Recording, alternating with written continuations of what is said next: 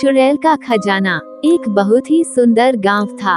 उस गांव में एक दादी माँ रहा करती थी, जिसकी उम्र तकरीबन 90 वर्ष की थी। गांव के सारे बच्चे रोज उसे कहानी सुनने की जिद किया करते थे और वह सभी बच्चों को साथ में बैठाकर तरह तरह की कहानियां सुनाया करती थी। एक बार की बात है, एक लड़का दादी माँ से जिद करने लगता है कि मुझे आज डरावनी चुड़ैल की कहानियां सुननी है। लेकिन दादी माँ उन बच्चों को तो भूत की कहानी नहीं सुनाना चाहती। उन्हें लगता है कहीं बच्चों के मन में डर न भर जाए।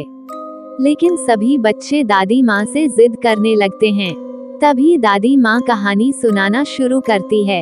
एक जंगल में एक पहाड़ी थी। वहाँ एक डरावनी चुड़ैल रहा करती थी। उस पहाड़ी में एक छोटा सा खंडहर था। उसी खंडहर के अंदर चुड़ैल का खजाना छिपा था, जिसमें बहुत से रत्न, हीरे, मोती, जवाहरात और महिलाओं के बहुत से आभूषण भी थे। वह चुड़ैल खजाने की रक्षा करने के लिए उस जंगल में भय का माहौल बनाए रहती थी, ताकि कोई उस खंडहर के करीब न आ सके। लेकिन एक दिन एक लकड़हारा लकड़ी काटने के लिए उस जंगल में प्रवेश कर गया और जलाऊ लकड़ी की तलाश में जंगल के मध्य भाग तक पहुंच गया, जहां उस चुड़ैल का खंडहर बना था। खंडहर के आसपास बहुत सी सूखी लकड़ियां पड़ी हुई थी। उसने सोचा कि इससे उत्तम जलाऊ लकड़ी तो कोई हो ही नहीं सकती, जो पूरी तरह सूखी हुई थी। वो लकड़हारा खंडहर की सीढ़ियों से लकड़ियां इकट्ठा करता हुआ आगे बढ़ता गया।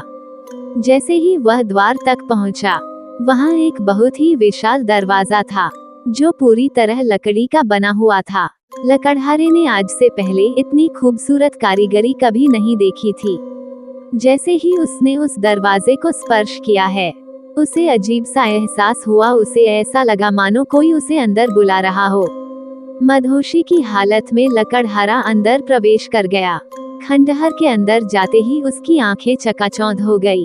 बड़े बड़े मिट्टी के बर्तनों में अशर्फियां, सिक्के और हीरे जवाहरातों का भंडार था।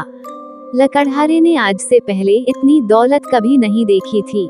स्वाभाविक है, कोई भी इंसान इतना बड़ा खजाना देखकर चकाचौंध ही होगा। तभी खंडहर के अंदर एक आहट के साथ दरवाजा बंद हो जाता है और जोर से हवाएं चलने लगती है। लकड़हारा खंडहर में एक खंभे को पकड़कर अपनी जान बचाता है। तभी वह डरावनी चुड़ैल अपना भयानक रूप प्रकट करती है। ये देखते ही लकड़हारा बेहोश हो जाता है और इसी हालत में लकड़हारे की एक रात गुजर जाती है। और जब लकड़हारे को होश आता है, तो वहाँ चारों तरफ केवल पेड़ ही पेड़ दिखाई देते हैं। लकड़हारे को कुछ समझ नहीं आता कि वह यहाँ कैसे पहुँचा। लकड़हारा अपने कुर्ते की जेब में हाथ डालता है तो उसे एक सोने का सिक्का मिलता है। वो ये देखकर बहुत प्रसन्न हो जाता है। वह सोचता है उसकी जान बच गई और उसे इतना बड़ा सिक्का भी मिल गया, जिससे उसका खर्चा तो चल ही जाएगा। और वह उत्साहित होकर अपने गांव वापस बिना लकड़ियों के ही आ जाता है। घर में आकर सभी को ये बात बताता है, लेकिन उसके घर वाले कोई भी प्रतिक्रिया नहीं देते।